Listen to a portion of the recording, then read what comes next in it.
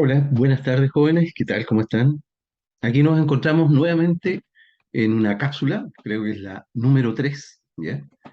Que esta materia está asociada a lo que es introducción a la gestión de riesgos y su relación obviamente con el control interno, ¿ya?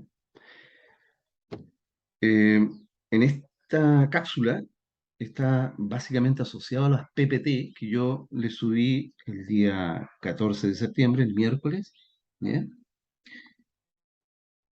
Así que vamos a comenzar a ver este tema de la introducción a la gestión de riesgos. ¿Ya?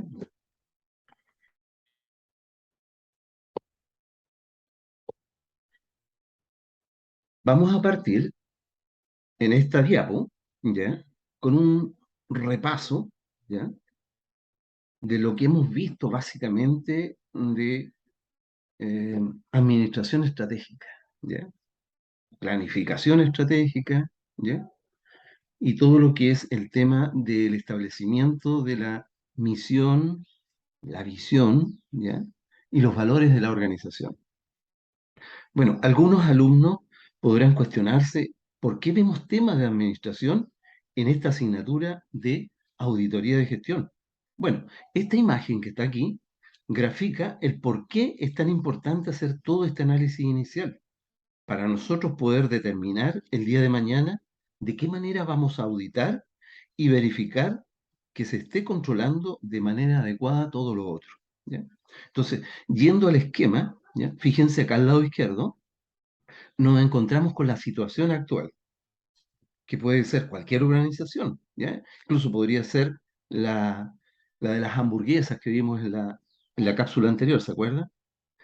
Todas las empresas van a partir de un escenario actual y van a tener que hacer un análisis interno y van a tener que hacer un análisis externo, ¿ya? Esto cuando parten.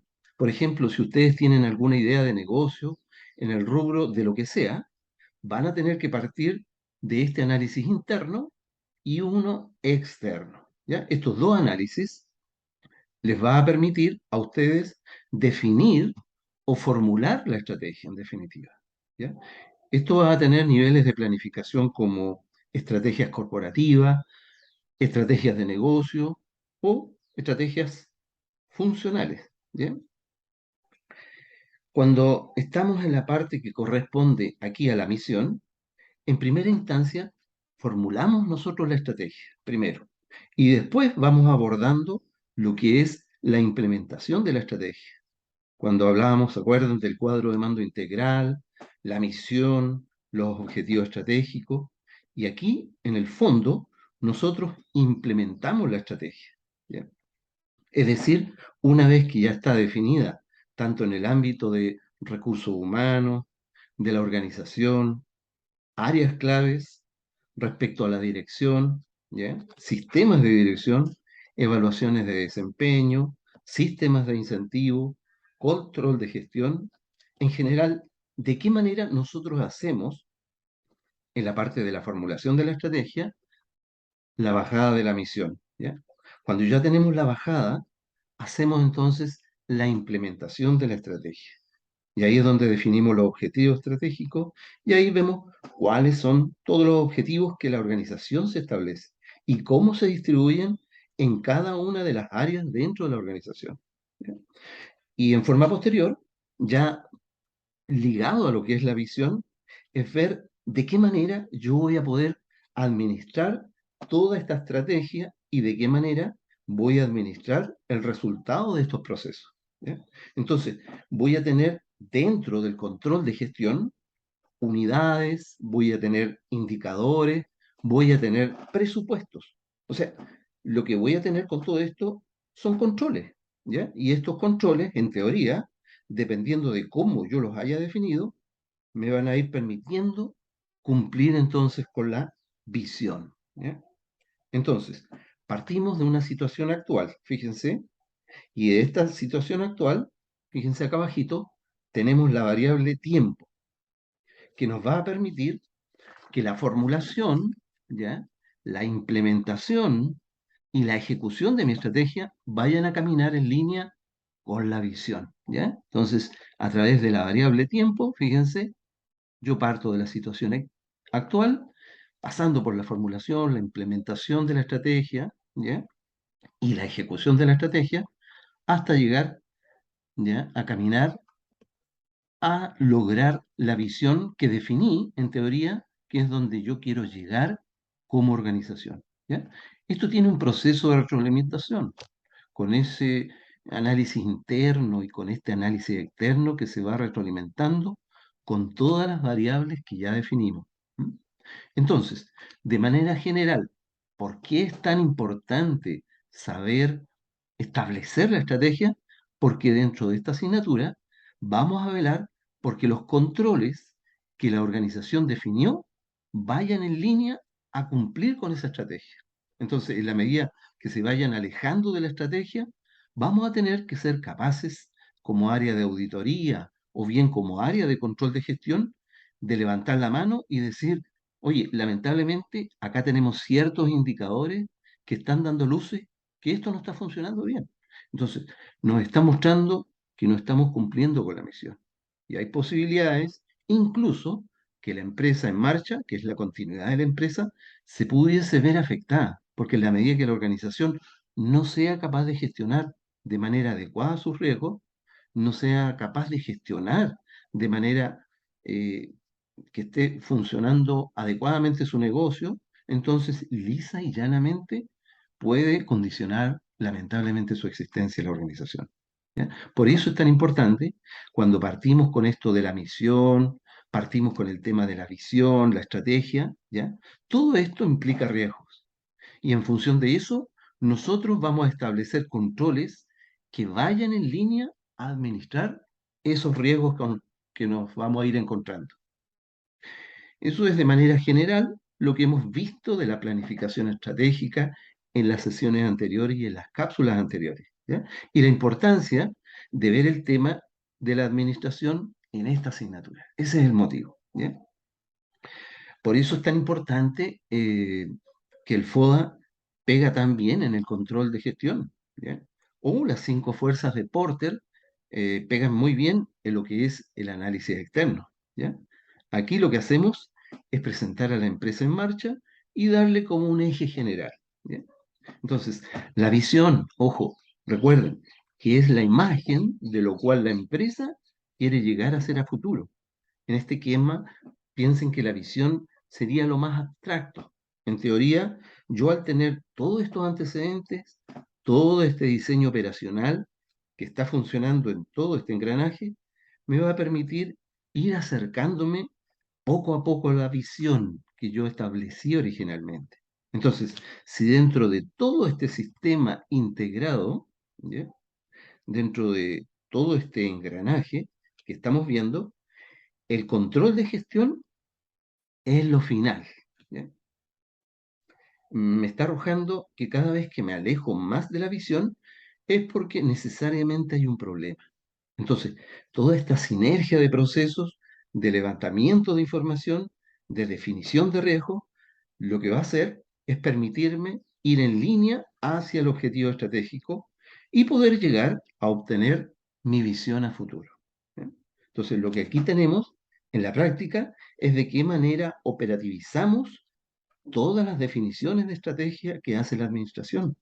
Y esto lo podemos bajar a nivel de la empresa de hamburguesas que yo le comentaba, ¿se acuerdan? En la cápsula anterior, o a la altura de cualquier emprendimiento. Vuelvo a insistir, no importa, esto es aplicable a todo tipo de empresas, pequeñas, medianas, grandes empresas, ¿ya?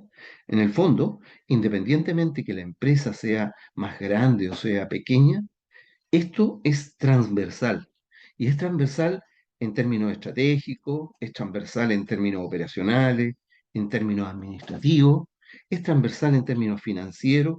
O sea, todos tendrían la obligación de realizar las cosas de esta manera, ¿ya? O sea, todos remando para la misma, para cumplir el mismo objetivo, ¿ya? Cada área de la empresa. Entonces, por eso es tan importante todo lo que hemos visto en las cápsulas anteriores, ¿cierto? Porque va a tener un impacto respecto a cómo voy a revisar. Y eso es súper importante. Si la estrategia de la administración está mal diseñada, cualquier cosa que yo haga en el control de gestión, bueno, no va a servir, porque el problema viene del origen.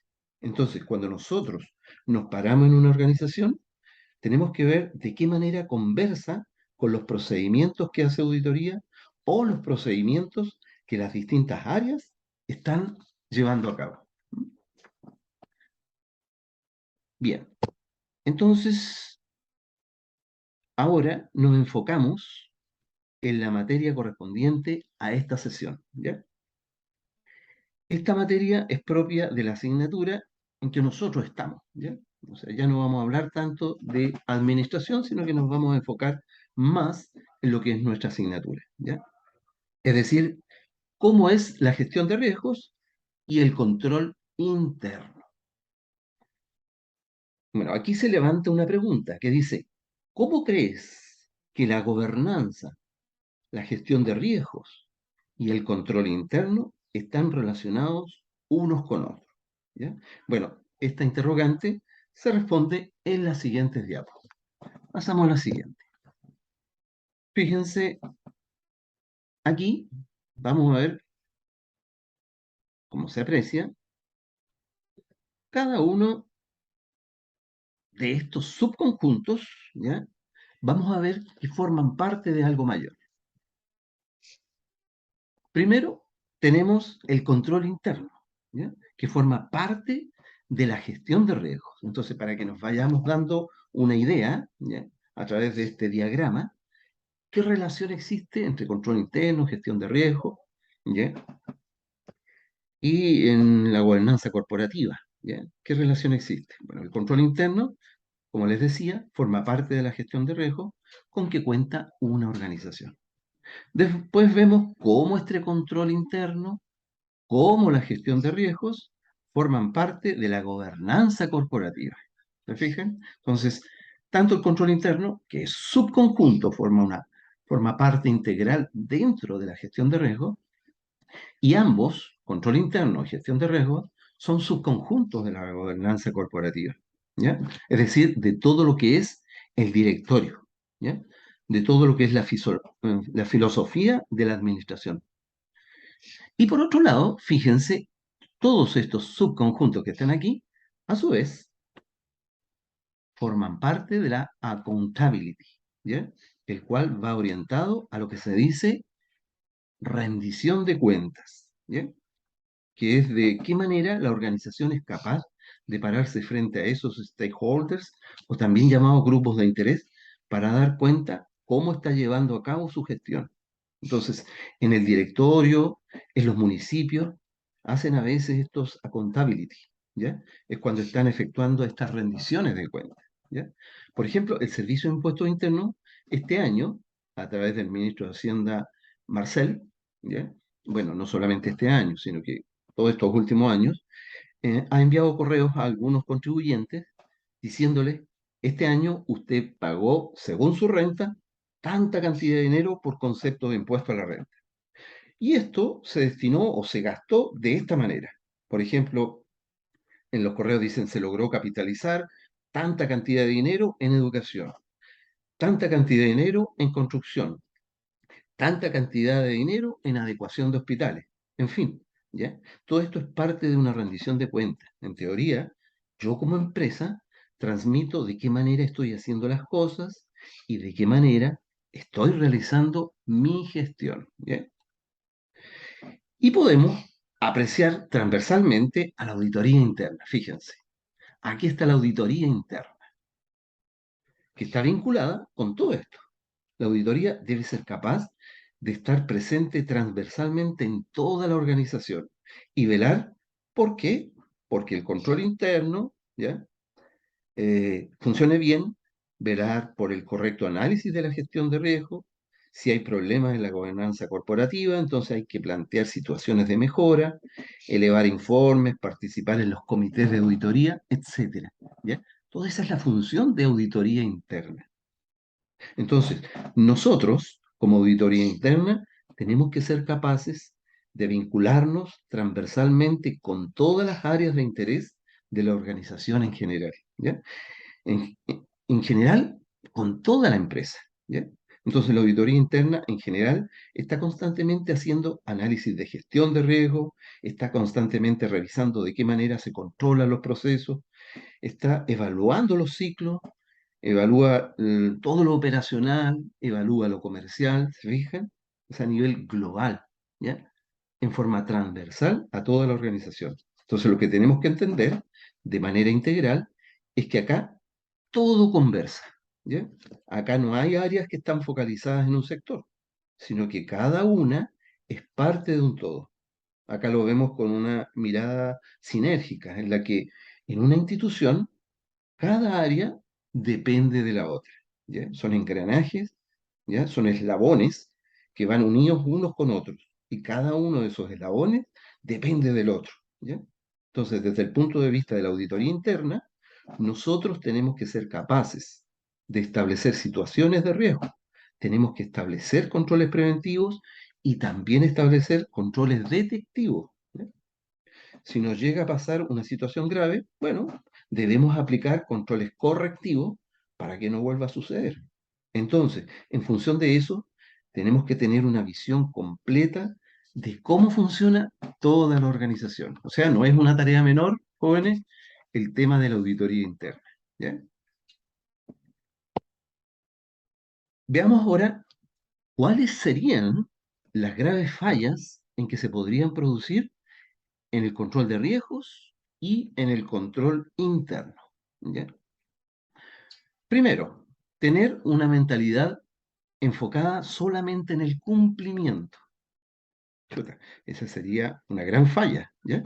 Existen muchas organizaciones que están obligadas a tener manuales de prevención del delito, a seguir determinadas normas impuestas por la CMF, en fin.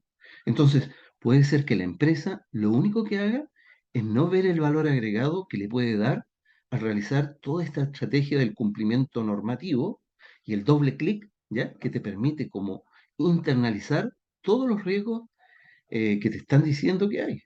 Entonces, esos que te indican qué hacer en el área de clientes, en el área de remuneraciones, etcétera, y lamentablemente se preocupan única y exclusivamente de estar bien en el papel. Entonces, lo que ocurre es que hay muchas organizaciones a las cuales le dicen qué tienen que tener, ¿ya? Por ejemplo, un manual de cumplimiento o diversos requerimientos normativos, pero solamente se limitan a establecerlo en el papel, pero en la operatividad de la organización nunca lo ejecutan, ¿ya? Y por eso es que se les denomina modelos de papel, porque en el fondo un modelo de prevención del delito está establecido solamente para establecer un check en términos normativos, pero en la práctica esas organizaciones no hacen nada de lo que se declara, ¿ya? Que se va a hacer, ¿ya? Claro, ellos declaran que van a hacer esto, esto, otro, pero en la práctica no lo realizan, ¿ya? Y se dedican a tener toda la normativa que se exige, pero en la práctica no la llevan a cabo, lamentablemente, ¿ya? Entonces, esa es una de las graves fallas en el control de riesgo y el control interno en algunas organizaciones.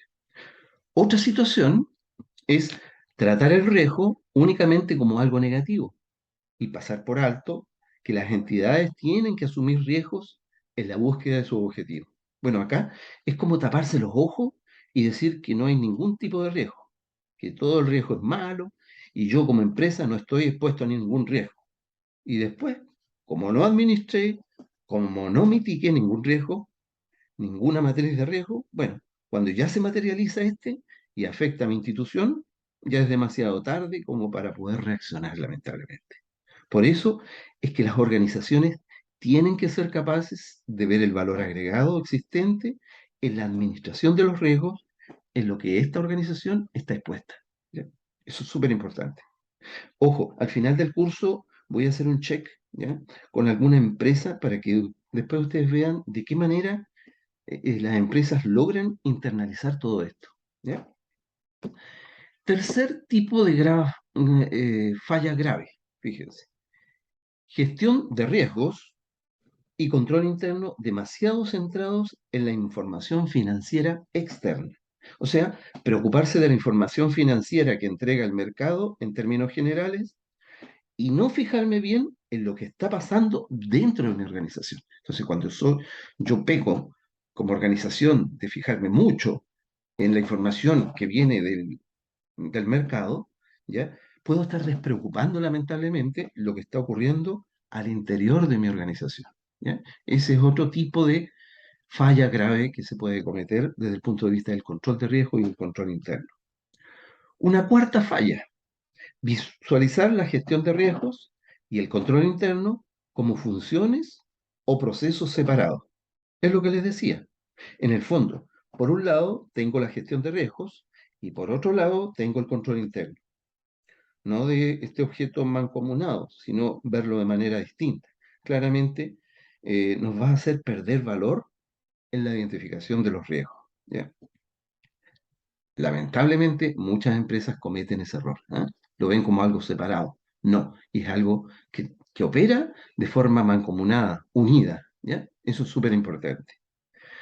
Y una quinta falla grave es, fíjense, no visualizar la gestión de riesgos y el control interno como predominantemente importantes para las operaciones, ¿ya? O sea, solo me afectan la operación y no estoy expuesto de ninguna manera en las otras áreas. Entonces, independientemente que los riesgos son de lo más importante, porque afectan lo mejor del negocio, que es la operación, no puedo obviar que también tengo riesgos ligados al área de recursos humanos, tengo riesgos que están asociados al área comercial, riesgos que están asociados al área administrativa, riesgos que pueden afectar el área de compra.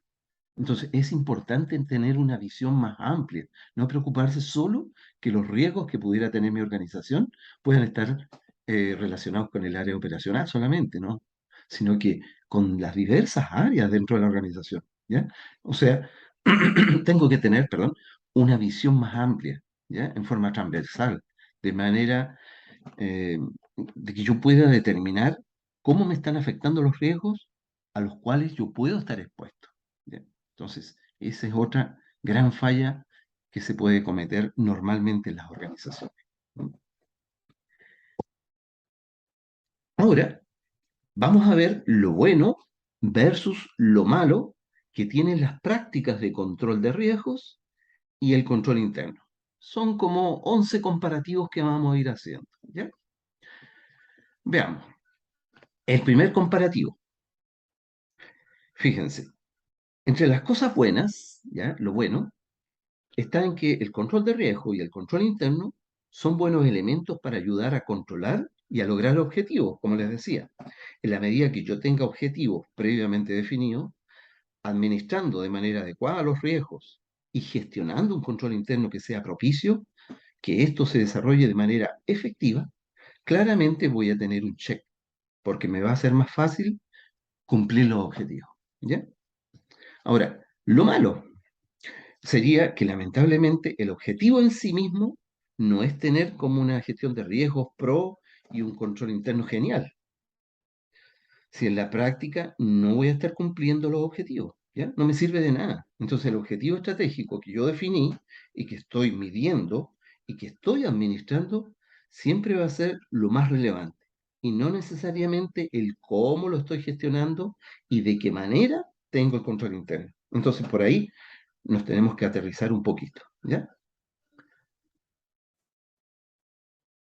Otro punto, otra cosa buena, es que están impulsadas de arriba hacia abajo, como vamos a ver más adelante, cuando se incorporan en términos de la alta dirección, comités de auditoría que están conformados por directores, la alta gerencia, etcétera. ¿Ya? Eso es lo bueno, que van desde arriba hacia abajo. Ahora, lo malo, ¿ya? Que se ve muchas veces, es que son los auditores los únicos que están preocupados por estas cosas. Y lamentablemente tenemos directores que no están tan empapados con todo esto, no ven necesariamente los beneficios que les trae a la institución y que lamentablemente no pescan mucho. Ya ahí se han visto harto por parte de la CMF, la cual ha cuestionado el grado de involucramiento que tienen los directores en muchas organizaciones. Los cuestionan porque respecto a algunos temas y cuando se dan casos de negligencia o cosas que ellos deberían haber visto y no se involucraron, la CMF les aplica multas a estos directores, ¿ya? Entonces, lamentablemente, esto es más común de lo que uno se imagina. ¿Ya? Por ahí tenemos una brecha normativa que el regulador está bien preocupado de empapar a toda la organización de todo esto. Y cuando no lo hace, bueno, la CMF le aplica sanciones. Por lo tanto, es relevante hoy en día que le tomen el peso a esa responsabilidad por parte de los directores. Y eso ocurre en muchas organizaciones, lamentablemente. ¿Ya? Jóvenes, esto que estoy acá presentando lo saqué del coso, el cual se los tengo en el aula virtual, y les recomiendo leerlo. ¿Ya? El tema es bastante liviano e interesante. ¿Ya? Otra cosa que es buena, es que están basados en rendimientos, ¿ya? Cuando hablo de rendimiento me refiero a un análisis de los procesos y el rendimiento positivo que pudiera generar estos análisis que estamos realizando, ¿ya? Y este rendimiento que les hablo tiene que ser constante y además se basan en principio por normas, por documentos de autorregulación que generan las administraciones y por otro lado, fíjense, lo malo es que se basa mucho en reglas, lamentablemente. O sea, por un lado tenemos que hay ciertos criterios que podemos tomar como administración y que tenemos cierta libertad para poderlos llevar a cabo. Y por otro lado, tenemos cierto marco normativo del cual no nos podemos salir. Entonces, independientemente que por un lado yo pueda hacer cosas, pueda hacer muchas cosas en términos generales, por otra parte, nunca me puedo salir de la regla. O sea, tengo como una caja definida. ¿Ya? Por acá tenemos otra cosa. Lo bueno es que se adaptan a la organización. ¿Ya? Y la desventaja es que utilizan los sistemas existentes. ¿Ya? Otra cosa. Lo bueno también es que tienen que estar centradas en la creación de valor en el sentido de la mejora continua de procesos. ¿Ya? Y lo malo es que quizás algunas organizaciones podrían enfocarse principalmente en la minimización de la pérdida. ¿Ya? Yo creo que lo peor que nos puede pasar en términos organizacionales es que el único foco de la organización sea el perder lo menos posible, o bien operar con la estructura de costos más baja posible, cuando en la práctica, por ejemplo, les cito el caso de BTR o el caso de Modelo, en la medida que nosotros como organización tengamos definidos los riesgos o los administremos de manera adecuada, no nos va a permitir que a partir de cumplir con los objetivos estratégicos, es tener una mejor visión por parte del mercado de cómo funciona nuestra organización. Porque una organización que funciona mal, lamentablemente no agrega valor en nada. ¿Ya? Continuando con lo bueno versus lo malo en las prácticas, ¿ya?, de gestión de riesgos y control interno. Bueno, aquí tenemos lo bueno, es que existe un reconocimiento de la cultura y actitudes. Esto en relación a lo que estábamos hablando. ¿Ya? Lo malo es que algunas organizaciones podrían tener controles principalmente duros. Esto ligado netamente a estándares financieros, numéricos, ¿ya? Están obviando cosas que no necesariamente salen de un dato numérico y podamos obviar variables cualitativas que nos podrían orientar a administrar de mejor manera el riesgo, ¿ya? También es bueno es que están implementadas orgánicamente, es decir, es para todos. No existen distinciones, salvo que queramos ver algo focalizado por área, ¿ya? Pero lo malo es que muchas veces no hay como una internalización respecto a, por ejemplo, que te digan, oye, ¿te gustaría que viéramos esto? O, oye, vamos a hacer esto, ¿les parece? O hacer un focus group o algo así, ¿ya? No, lamentablemente, ya que muchas veces son impuestas por personas que no son parte de la organización y hay que aplicarlas nomás, lamentablemente. Entonces tenemos que ir en línea a que exista un equilibrio que si bien por un lado se ha impuesto, pero que exista un cierto grado de participación que permita que esta bajada de información sea un poco más amigable. ¿Ya? Lo bueno también es que son integradas o incorporadas, ¿ya? Pero lo malo es que en algunas organizaciones lamentablemente son situaciones aisladas y de alguna manera los colaboradores lo perciben como algo agregado y por ende no la adentran en su labor diaria, lamentablemente. ¿Ya? Otra cosa buena es que son dinámicas en evolución, ¿ya? Es decir, esto es como un traje hecho a la medida, ¿ya? En la medida que exista algo relevante, vamos a tener que redefinirlo, lo vamos a tener que repensar y de esta manera vamos a sortear todo este tipo de situaciones. En cambio, lo malo, lamentablemente, es que algunas organizaciones no lo ven ni dinámico ni tampoco lo ven evolutivo, sino que son más bien estáticas, son anticuadas, ¿ya? Y lo hacen netamente por cumplir, desgraciadamente, ¿ya? Y por acá tenemos las consideraciones número 10, ¿ya? Lo bueno es que son consideradas como una buena inversión, ¿ya? Que efectivamente hay una administración que diga, oye, efectivamente esto agrega valor a la organización, esto es súper importante, voy a invertir en esto porque la manera que yo invierta en un sistema de gestión de riesgo o en un ambiente de control interno que sea propicio para cumplir mi estrategia y por ende me va a permitir llegar a mi misión y obviamente me va a ir muy bien, ¿ya? ¿Qué es lo malo? Bueno, es que hay otras organizaciones que lamentablemente, a diferencia de esta, van a decir, oye, esta cuestión no me sirve de nada, no me aporta ningún valor. Entonces, ¿para qué lo voy a hacer? Bueno, es un gasto general y no lo veo ningún valor. Entonces, ¿qué hacen ese tipo de organizaciones? No lo consideran como una buena inversión, ¿ya? Y lo consideran nada más que como un gasto nada más.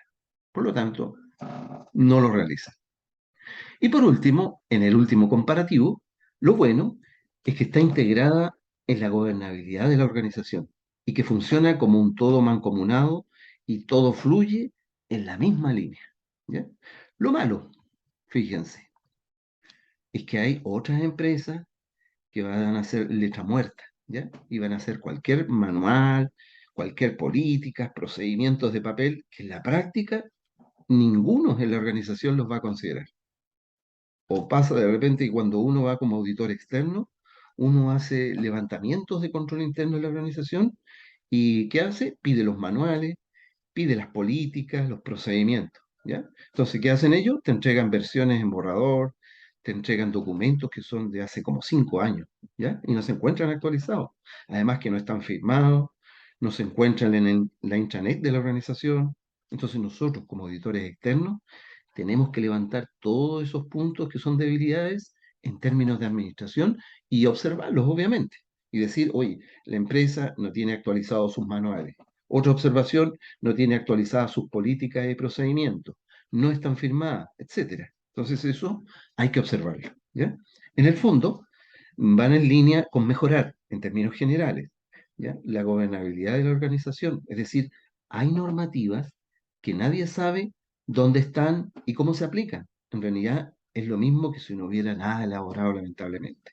Entonces, ahí nosotros, cuando nos encontremos con esas situaciones, como auditores internos o como auditores externos, recuerden que como auditores externos, la auditoría externa también tiene un foco que es de control interno, ¿ya? En teoría, nos va a permitir determinar la naturaleza, el alcance y la oportunidad de las pruebas sustantivas.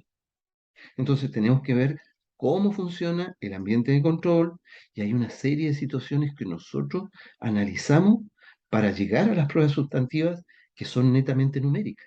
Entonces, independiente de la figura interna o externa, ¿ya? Tienen ustedes que velar porque exista esta gobernabilidad por parte de la organización y que la información sea conocida por todos los miembros de la organización y en forma oportuna, ¿ya? Eso es súper importante. En esta diapo, aquí dice la crisis mundial según IFAC. ¿Qué es IFAC? Bueno, es la Federación Internacional de Contadores Públicos, ¿ya?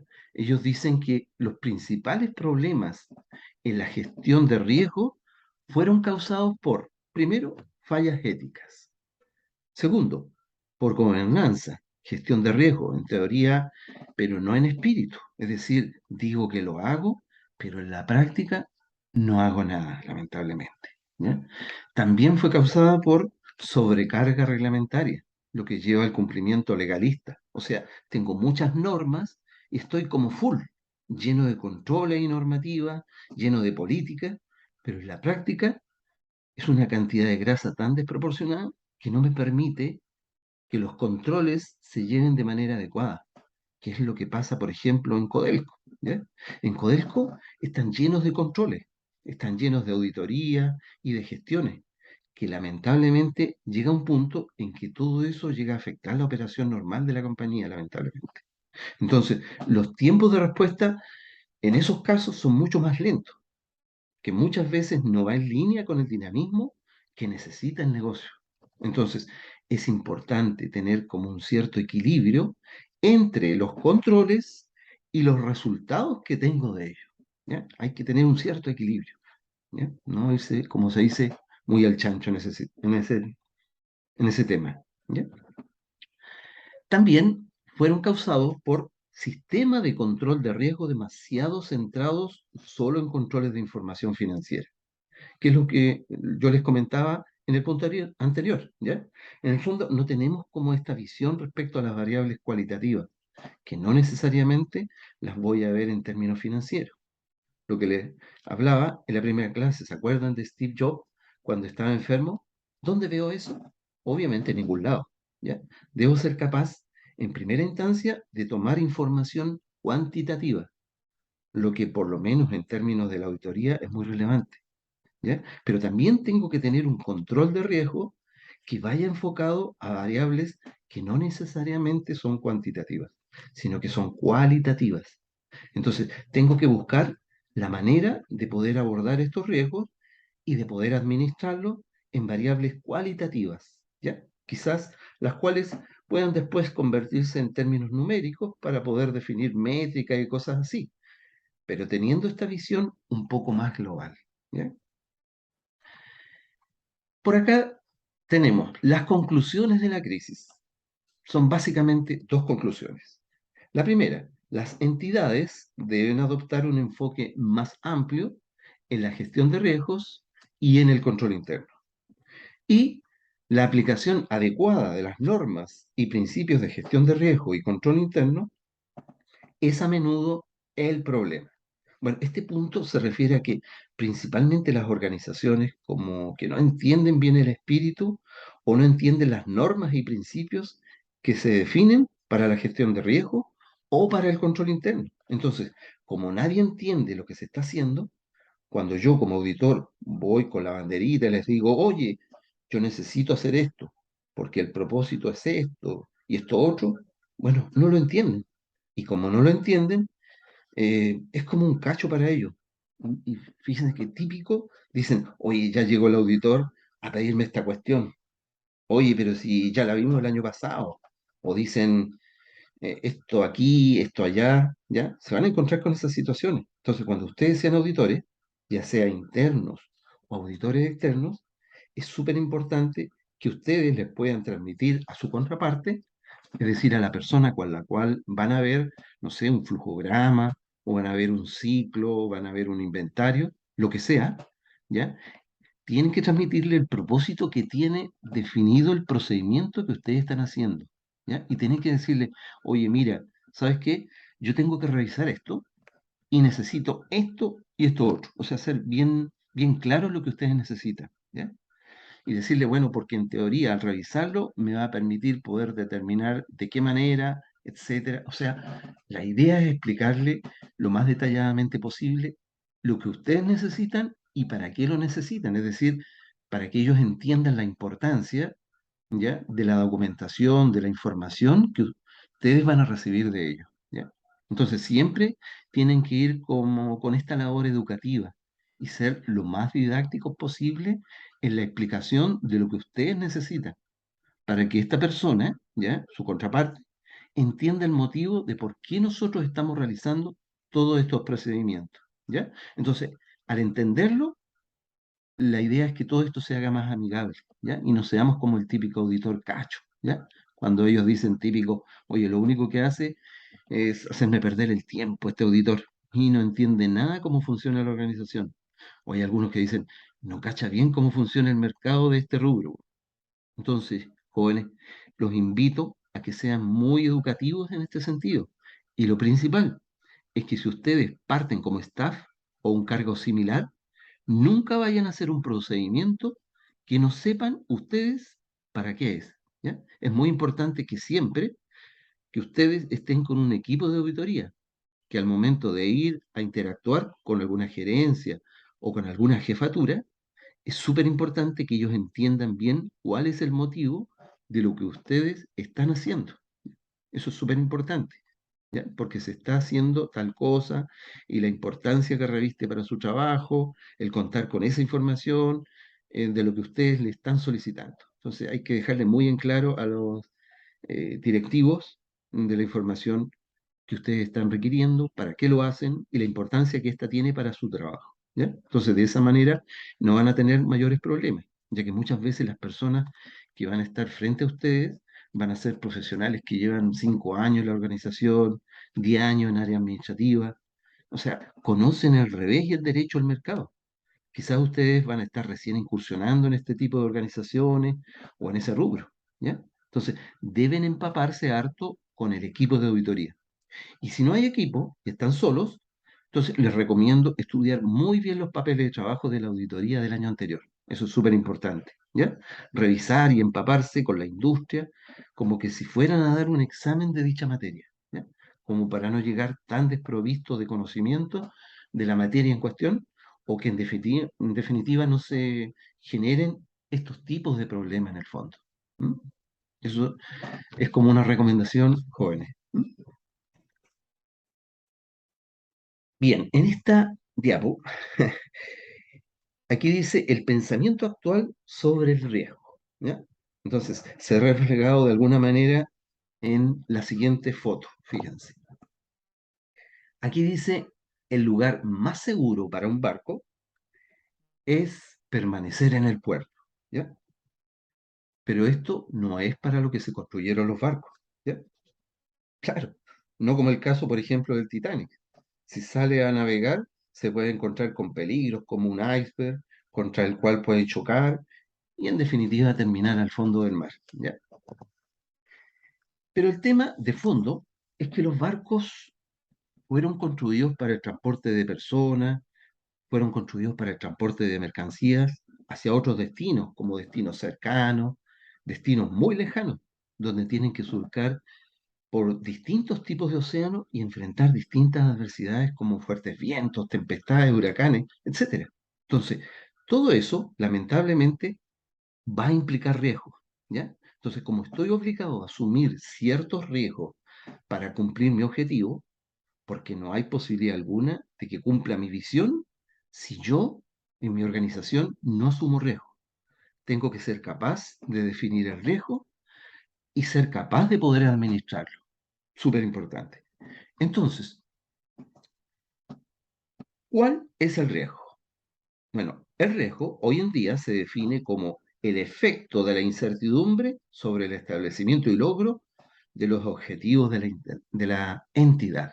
¿Ya? Eso está establecido en la ISO 31000. ¿No? Si yo estoy en un escenario actual y me voy a proyectar a un escenario futuro, el cual va a ser mi visión, ¿ya? En esta transición necesariamente voy a enfrentar riesgos. Y como voy a estar expuesto, entonces debo ser capaz de administrarlo. Por eso, ahí dice lo siguiente. Si no hay ningún objetivo, no va a haber ningún riesgo asociado, ¿ya?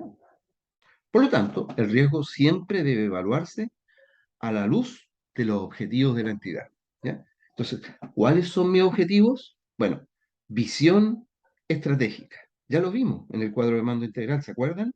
¿Recuerdan el BSC o el Balance Scorecard? ¿Ya? Van a poder administrar riesgos que vayan en línea con el cumplimiento de esos objetivos. No cualquier objetivo, sino lo que me afecta a mi objetivo estratégico, los cuales yo, dentro de la operación normal de mi negocio, recuerden, siempre voy a estar expuesto, ¿ya?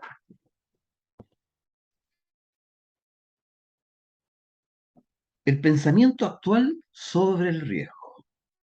Pregunta, ¿cómo aborda su entidad la incertidumbre en la consecución de sus objetivos estratégicos? Respuesta: a través de nuestro sistema de gestión estratégica. ¿Ya? Entonces, el sistema de gestión estratégica es la gerencia de línea, se dedica al ciclo planificar, hacer, ¿ya? Verificar, actuar, ¿ya? Lo cual se centra en la consecución de los objetivos de la entidad, ¿ya? Entonces, todo lo que nosotros diseñemos va a ir en línea con con la consecución de los objetivos de la entidad. Por eso estamos auditando la gestión. Por eso cuando hablamos de gestión es estrategia. Es de qué manera nosotros vamos a ser capaces, desde el punto de vista de la gestión, de llevar a la organización al cumplimiento de sus objetivos. ¿Ya? Acá hay otra pregunta. Dice, ¿cómo aborda su entidad el riesgo? Respuesta. Bueno, a través de nuestro sistema de gestión de riesgos, ¿ya? Sistema de riesgos y de control separados, ¿ya? Funcionarios, registro de riesgos centrado en la mitigación del riesgo. Todo lo que nosotros hacemos, de nuevo, es para mitigar los riesgos. El riesgo, jóvenes, siempre va a estar, pero dentro de nuestra profesión vamos a hacer todo lo posible, recuerden, para mitigar el riesgo, de tal manera que sea, ojalá, lo más pequeño posible. ¿Ya? A eso tenemos que tender. El riesgo siempre va a estar, pero el riesgo lo tenemos que enfrentar, lo tenemos que administrar, lo tenemos que mitigar, ¿ya? Y reducir al máximo. Fíjense, en esta diapo, ya cambiamos un poquito el tema, aquí les presento en cierta forma el comportamiento de las instituciones públicas y a la vez su comportamiento como privadas. O sea, vamos a ver un doble comportamiento como instituciones públicas y como empresas u organizaciones privadas. Con la idea de que ustedes, cuando sean profesionales, tendrán la posibilidad de llegar a empresas del sector privado, pero también del sector público. Aquí nos damos cuenta, por ejemplo, ¿ya? Del ministerio, ¿ya? La visión de los objetivos, ¿ya? Y la forma en cómo los va internalizando va a ir cambiando, ¿ya? En el caso del ministro, por ejemplo, el ministro de Hacienda, ¿ya? El ministro Marcel y el jefe de servicio tendrán por un lado los objetivos ministeriales, ¿ya? Para el caso del jefe de servicio, quien depende de Marcel va a tener a su cargo la implementación de los objetivos del negocio. O sea, si lo vemos desde el punto de vista de una institución pública, van a tener a cargo, ¿ya? Los objetivos ministeriales, ¿ya? Pero si lo vemos desde el punto de vista, ¿ya? Del área privada, el jefe de servicio va a tener a su cargo la implementación de los objetivos que se llaman objetivos del negocio. Ahora, más abajo, fíjense, aquí, independiente que esta sea una empresa del sector público o una empresa del sector privado, vamos a tener una unidad de auditoría interna, ¿ya? Y vamos a tener una unidad de control de gestión, ¿ya? Siempre, independiente que sea institución pública o privada, ¿ya? Por aquí, más abajo, ¿ya? Vamos a tener áreas de negocio, ¿ya? Área de logística, de recursos humanos, de finanzas y de contabilidad. Ahora bien, en términos del ministerio o de la empresa, ya estamos haciendo un parangón, según sea público o privado, si estamos hablando de una empresa pública, podríamos hablar del ministerio. Su equivalente en el área privada sería la organización, la empresa, ¿ya? Va a tener los objetivos ministeriales, ¿ya? U objetivos administrativos o corporativos, ¿ya? El jefe de servicio será quien esté encargado de implementar los objetivos del negocio, es decir, estén encargados de hacer la bajada más o menos operacional y las áreas que pueden ser gerencia de finanzas, de recursos humanos, de compras, ¿ya? La gerencia de operaciones o gerencia comercial van a estar encargadas de realizar las actividades del negocio, ¿ya? Y esas actividades, en teoría, serán las que me van a permitir llegar al objetivo que se definió más arriba. ¿ya? Entonces, ellos, ¿ya? Todas las áreas estas que les mencioné son las que en definitiva van a aterrizar todos estos objetivos, ¿ya? Todo lo que hace la organización va en línea a cumplir los objetivos, siempre, no lo olviden. Entonces, independiente de la dimensión en que nosotros estemos parados, ¿ya? Como que todo tiene un orden sinérgico, ¿ya? Que va en línea con la consecución de los objetivos, ¿ya? Esto no lo podemos perder de vista, jóvenes, ¿ya? Entonces, si lo vemos desde un punto de vista de un organismo público, vamos a tener al ministerio y al jefe de servicio. Pero si lo estamos viendo desde un punto de vista de una organización privada, el ministerio es el equivalente al directorio, ¿ya? Y el jefe de servicio en el área pública es el equivalente al gerente general en las organizaciones privadas, ¿ya? Entonces, si lo vemos de un punto de vista, repito, desde el sector público, vamos a tener ministerio y jefe de servicio que establecen objetivos ministeriales, ¿ya? Y en el área privada, estos equivalentes, el ministerio, como les señalaba, va a ser el directorio y el jefe de servicio va a ser el gerente general, que establecen objetivos en el área privada que no se llaman ministeriales, se llaman objetivos, ¿ya? De negocio, ¿ya? Organizacionales, ¿ya? Y tanto en área privada como pública siempre van a estar estas áreas de auditoría interna y de control de gestión, ¿ya?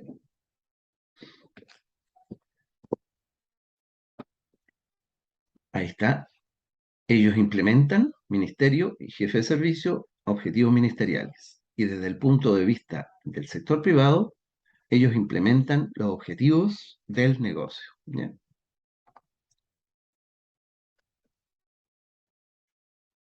Bien. En esta diapo, para continuar un poco con este tema del parangón entre el servicio público y el servicio privado, pero vamos a ver el tema que se conoce como problemas de agencia, ¿ya? Aquí tenemos los problemas de agencia. Es cuando tenemos, generalmente cuando hablamos del tema de problemas de agencia, es cuando tenemos un agente y un principal, ¿ya? El agente es porque mi organización puede ser una pyme o ya el hecho que la pyme tenga una sucursal va a necesitar un gerente de sucursal o un jefe local, etcétera, el cual va a tener ciertos objetivos, ¿ya? Ahora, veamos cuál es el problema que aquí ustedes pueden ver, problema de agencia vertical. Y se puede dar, ¿ya? Por un lado tengo los objetivos que definió el ministerio, ¿cierto? Que vimos en la diapo anterior. Quien hace la bajada es el respectivo jefe de servicio, quien se va a encargar de hacer la implementación de los objetivos en términos estratégicos. Ahora, ¿cómo hago la bajada para que mis áreas de apoyo permitan lograr esos objetivos? Bueno, el tema es que el ministerio, que viene a ser como el directorio, y el jefe de servicio, que viene a ser como el gerente general en la empresa privada, el problema se puede suscitar cuando el jefe de servicio, este que está aquí, o gerente general, tenga incentivos distintos a los que tiene el ministerio. O sea, objetivos distintos el gerente general a los que pueda tener el directorio. Entonces, cuando hay objetivos, ¿ya?, distintos y no son los mismos, se generan estos problemas de agencia, ¿ya? Por ejemplo, veamos, si es que el gerente general, gerente general o jefe de servicio, tiene un bono de desempeño y en ese bono ven que le fijaron una meta en términos porcentuales, por ejemplo, tales como lograr una rentabilidad en el servicio público o un nivel de alcance o penetración del ministerio en la sociedad, ¿ya? Si es que es un servicio público, obviamente. Si este jefe de servicio deja de pensar en los objetivos para el ministerio o para la empresa, puede pensar en términos personales, ¿ya? Y puede tener un incentivo personal y puede decir, por ejemplo, el jefe de servicio, ¿sabes?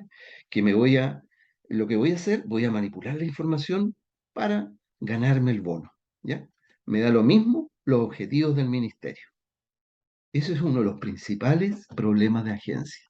Es decir, cuando el ministerio establece objetivos ministeriales, y el jefe de servicio, como se dice vulgarmente, se manda a las partes, porque él no va a compartir esos objetivos ministeriales, porque tiene un objetivo más bien individual, ¿ya?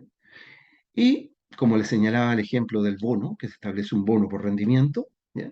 Entonces, lo más probable es que para poder ese jefe de servicio o gerente general, si es en la empresa privada, va a manipular los resultados. ¿Con qué propósito? Bueno, con el lograr ese bono, ¿ya? Por lo tanto, no está compartiendo, ¿ya?, los objetivos ministeriales o los objetivos de la entidad, ¿ya? Y ahí entonces, como les decía, se genera el problema de agencia y podríamos llamarle problema de agencia vertical, ¿ya? Cuando no conjugan los objetivos ministeriales con los del jefe de servicio, ¿ya? Ese es uno de los principales problemas de agencia, que quiere decir que el jefe de servicio está actuando de manera desleal con la administración y solo está pensando en su beneficio propio, ¿ya? Otro ejemplo de administración desleal, veamos, es, por ejemplo, eh, el de una clínica, en la que el dueño de la clínica, que sería como este órgano directivo, que sería el ministerio, ya el dueño de la clínica, presentó una querella en contra de su gerente general y de su gerente de administración y finanzas. ¿Por qué?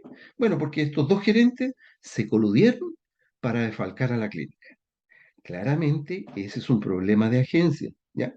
Y estas situaciones fraudulentas que pueden gatillar esto, efectivamente tienen implicancias legales, ya que tenemos un marco normativo que persigue y que castiga este tipo de actos, tanto en el sector público como en el sector privado, ¿ya? Entonces, ese es el problema, que entre agente y principal existe esta situación eh, de ciertos shocks que vayan en desmedro de uno por el otro, ¿ya? Entonces, cuando existe un agente y un principal, siempre, y este principal no comparte los objetivos de la gente, ¿ya?, se producen los problemas de agencia de tipo vertical.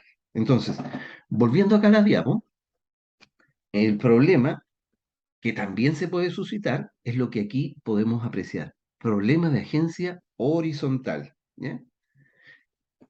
Para ver un ejemplo para este tipo de problema de agencia horizontal, ¿ya?, que lo vemos así, horizontalmente, vamos a prescindir de acá del ministerio, nos vamos a concentrar en jefe de servicio y ciudadanía. Entonces tenemos una estructura de accionistas, ¿ya?, en que aquí vamos a tener los accionistas mayoritarios. Supongamos que el recuadro que dice jefe de servicio son los accionistas mayoritarios de la entidad, ¿ya? Y acá, en lugar de ciudadanía, consideremos accionistas minoritarios de la entidad, ¿ya? Igual se podría dar un problema de agencia horizontal, ¿ya?, en el cual el grupo controlador, que serían los accionistas mayoritarios, ¿ya?, tienen una participación mayor de personas en su directorio y ellos pudiesen perjudicar a la organización. Piensen que podría ser una integración vertical. Tal es el caso, por ejemplo, de la ISAPRE Cruz Blanca, ¿ya? La ISAPRE Cruz Blanca, ¿ya?, conforma una integración vertical. Tienen un holding que, por un lado, tienen a la ISAPRE Cruz Blanca, los cuales tienen a sus afiliados. Este holding tiene además cuatro clínicas, entre ellas, según recuerdo, está la clínica Bupa Santiago y la clínica Bupa de Reñaca, de acá de Viña del Mar, ¿ya?, la cual tiene prestaciones de servicios médicos a pacientes ambulatorios y también a pacientes hospitalizados. Y tiene atención a precios preferentes para pacientes que están afiliados a su vez a la ISAPRE Cruz Blanca, ¿ya? Adicionalmente, este holding tiene una compañía de seguros, que es Bupa Seguros, y esa compañía le otorga seguros de salud complementarios a los afiliados a esta ISAPRE Cruz Blanca. Entonces, también está Bupa Sport con medicina deportiva, y tienen toda esta estructura en términos organizativos, que está diseñada para otorgarse servicios entre todos ellos, ¿ya? Entonces, todo este holding funciona entre ellos. Ahora, si nosotros estuviéramos en el siguiente escenario y tuviéramos acá a la compañía Bupa, ¿ya?, la compañía Bupa Seguros, en lugar del ministerio, supongamos que aquí tenemos a la compañía Bupa Seguros, ¿ya? Puede ser que la compañía de seguros tenga el 90% de la participación, ¿ya?, que es un caso ficticio, ¿ya?, solo para efectos del ejemplo, ¿ya? Entonces, tiene el 90% de la participación, ¿ya? Del holding Bupa. Y acá tenga un 10% de participación de minoritarios, ¿ya? Accionistas minoritarios conforman lo que se llama aquí la ciudadanía, ¿ya? Que son organizaciones que no tienen relación alguna con la ISAPRE, ni con la clínica, ni con ninguna de las otras partes de esta empresa, de este holding, ¿ya? Son minoritarios, son el 10%, ya que tenemos los accionistas mayoritarios, ¿ya? Entonces, quizás por motivos tributarios, puede ser que el holding vaya y diga, oye, ¿saben qué? La compañía de seguro da lo mismo. A los precios a los cuales está vendiendo a mí, me da lo mismo. No me tinca. ¿Por qué no bajamos los precios de los otros productos que tenemos y así afectamos los resultados y beneficiamos a otra empresa distinta a la compañía de seguro? Puede ocurrir, ¿ya? Entonces, si se da esa situación, nos estamos enfrentando a un problema de agencia horizontal. Ahora bien, como tienen a todos los directores y a todos los accionistas mayoritarios, entonces eso les hace tener más poder, ¿ya? Porque tienen el 90% de participación. En cambio, los minoritarios, que representan solo el 10%, no van a tener cómo incidir en que esta compañía no se vea perjudicada en desmedro de otra. Entonces, al generar como esta asimetría entre los mayoritarios y los minoritarios, donde el mayoritario siempre saca ventaja de su poder y de su posición, pensando como en un objetivo de holding de otra empresa, que no tiene nada que ver dónde está metido y podría afectar, y esto sería también un problema de agencia horizontal, porque está actuando en desmedro de otras personas que tienen participación en la sociedad y te pasan a llevar, ¿ya? Los perjudica. ¿Por qué? Porque les da lo mismo, ¿ya? Entonces, en resumen, de acuerdo a esta diapo, tenemos estos dos tipos de problemas de agencia, ¿ya?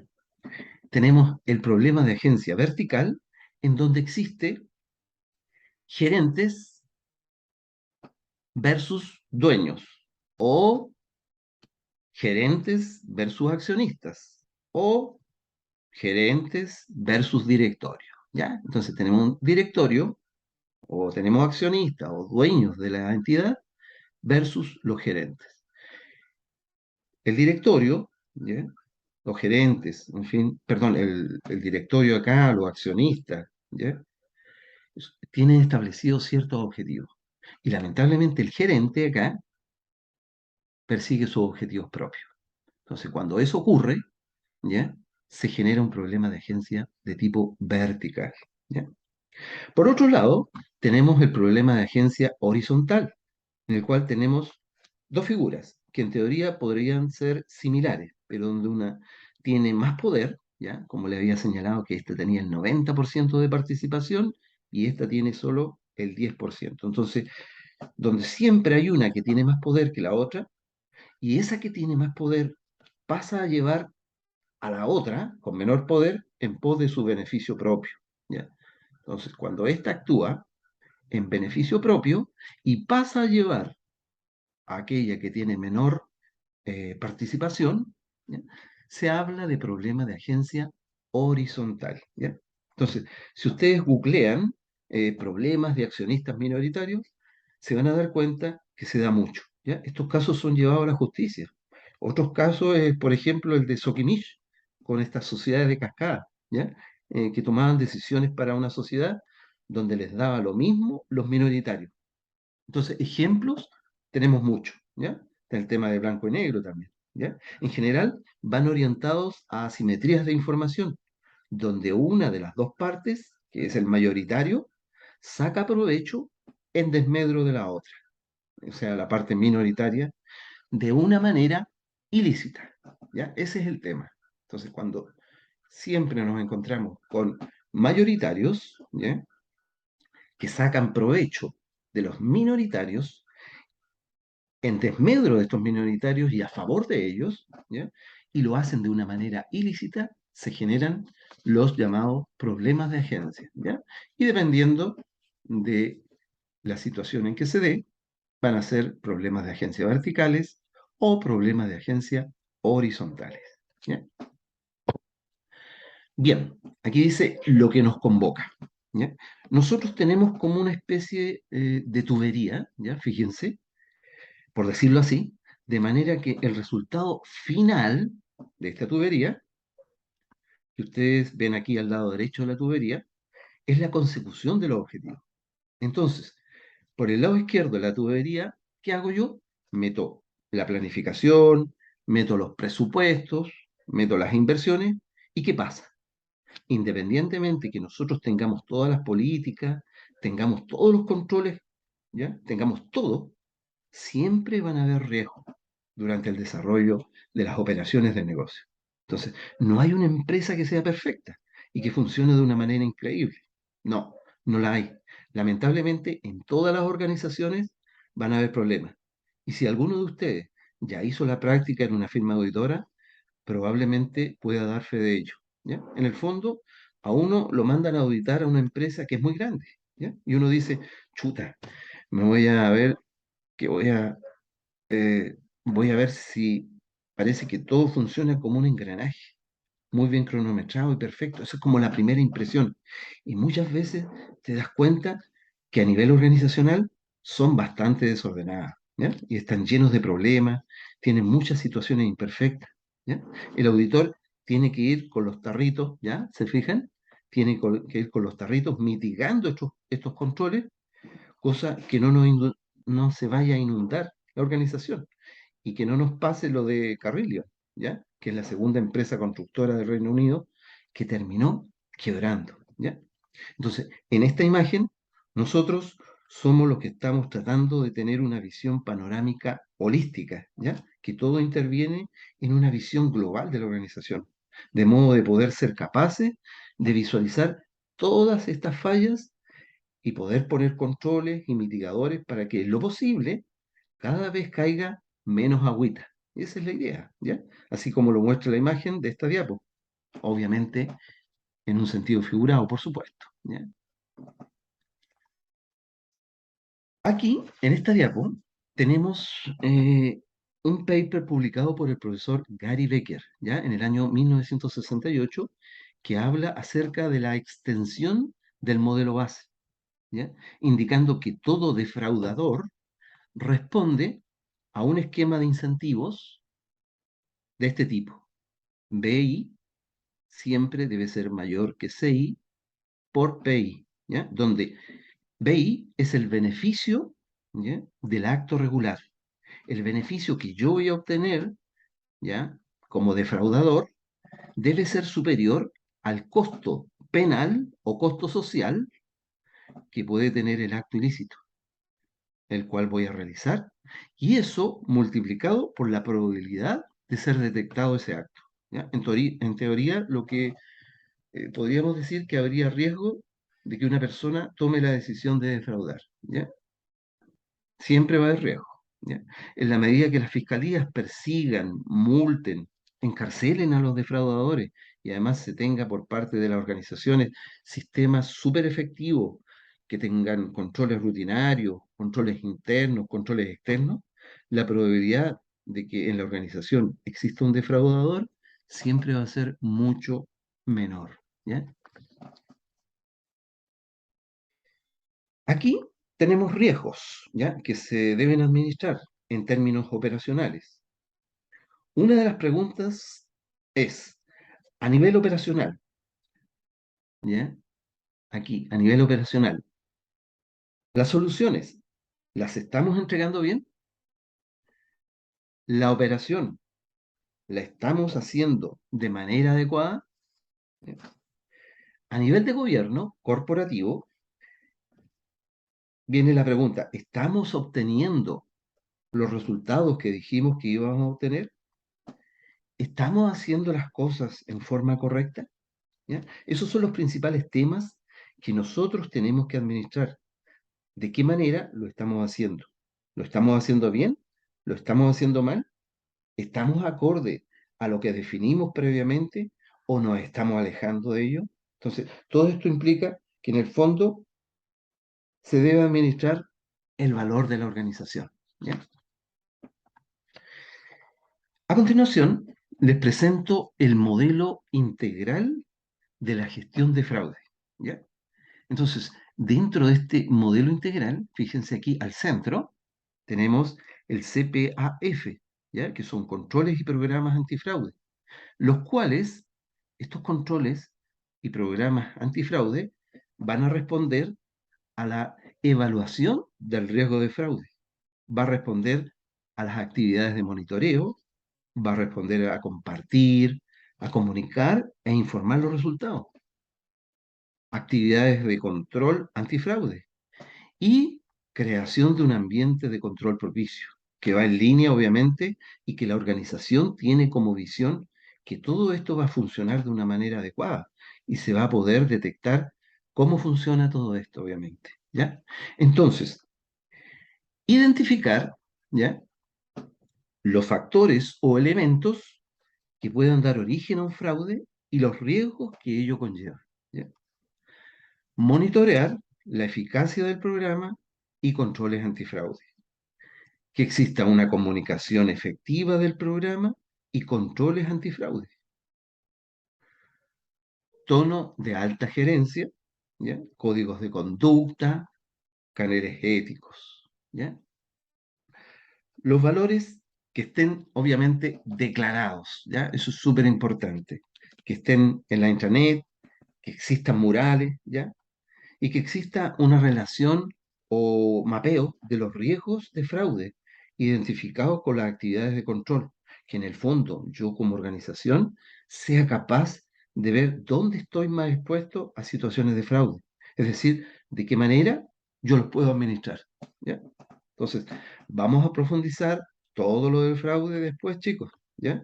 Esto es a modo introductorio nada más. Todo lo que estamos viendo aquí es a modo introductorio nada más, ¿ya? Vamos a profundizar más adelante todo este tema de gestión de fraude, ¿ya? Acá tenemos el modelo que se conoce como de las tres líneas de defensa, ¿ya? Por un lado, tenemos el organismo del gobierno, ¿ya?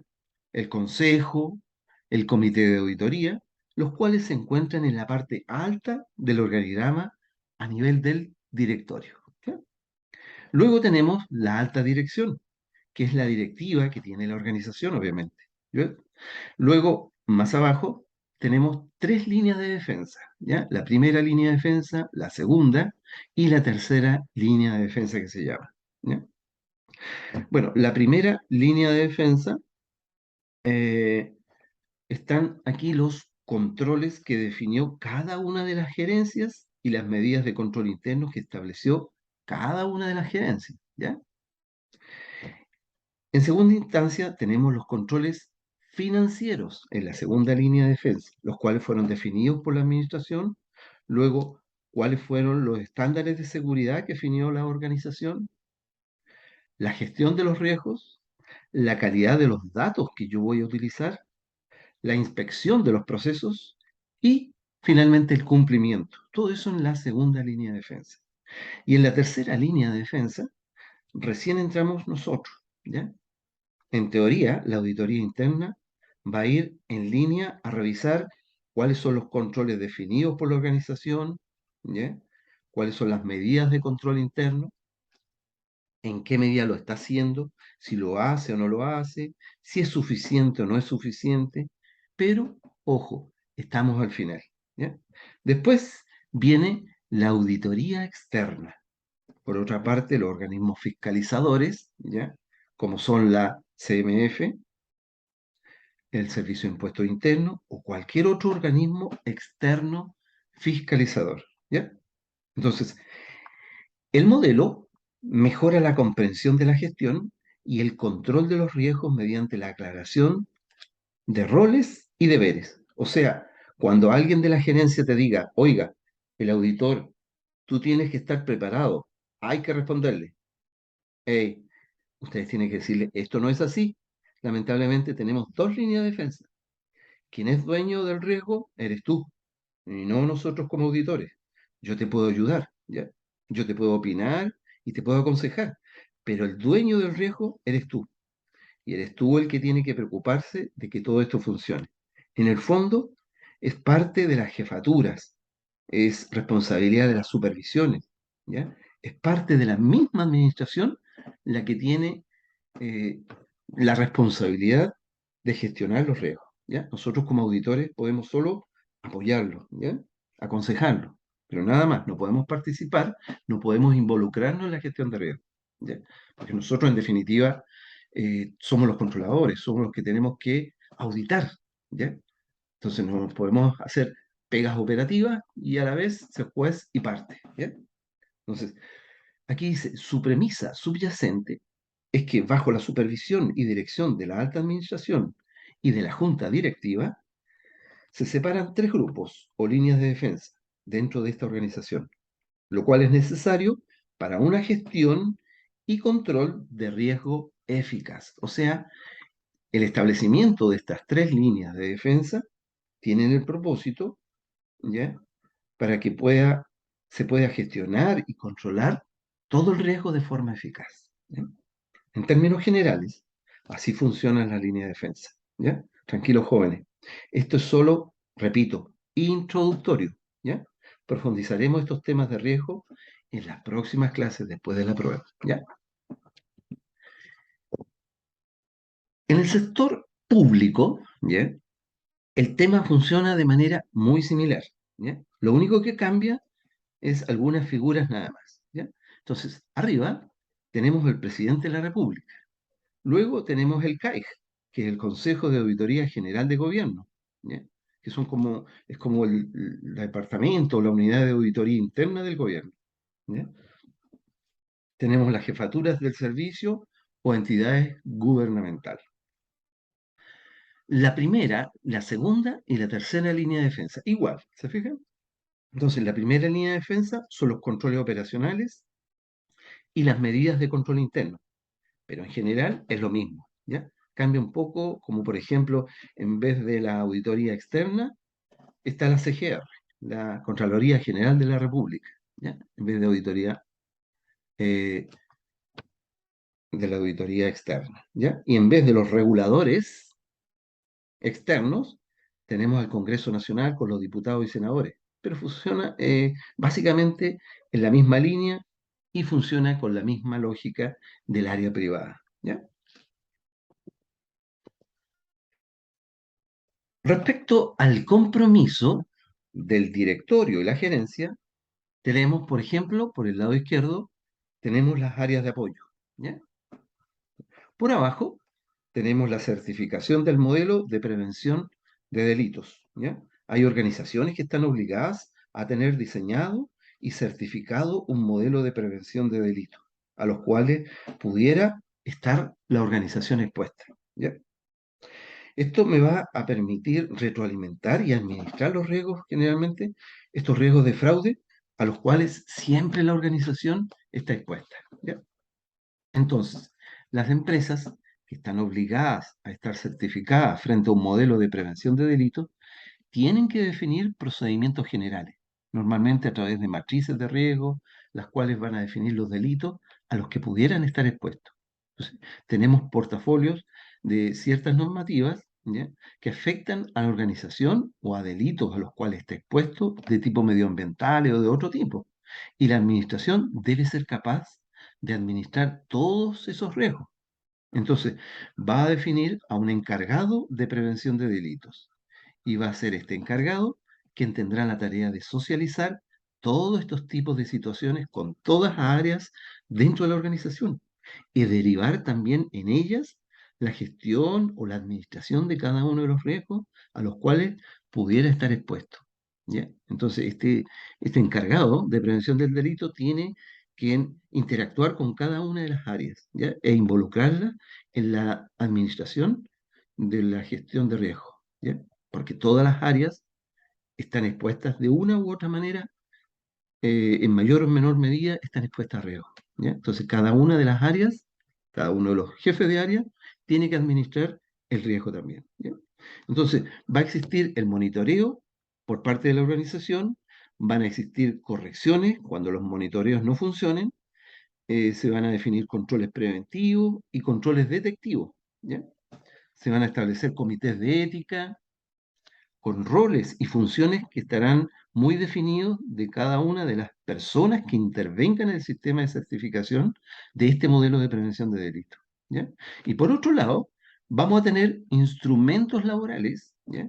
E instrumentos legales que van a ir alimentando toda esta matriz, lo que va a derivar también en que si por X motivo, a través de un canal de denuncia, llega algún tipo de denuncia, se puede realizar denuncias a la PDI o denuncias a Carabineros o al Ministerio Público para generar efectos de reportes y poder administrar de una manera adecuada toda la gestión de riesgo a la que estoy expuesto en términos de delito, ¿ya?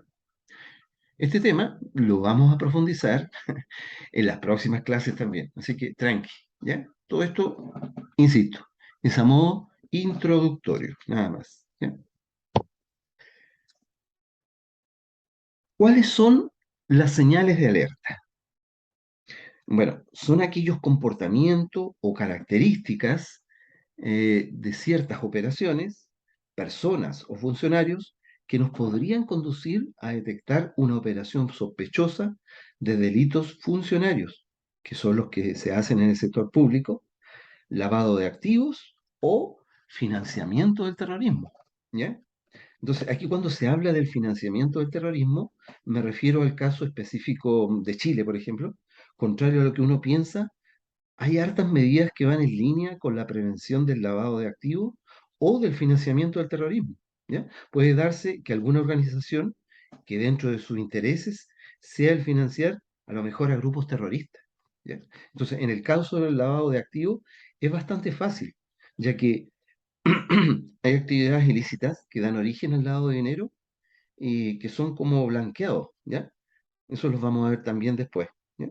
Ahora, cuando hablamos de financiamiento del terrorismo, puede ser que yo como órgano regulador, como la UAF, ¿ya?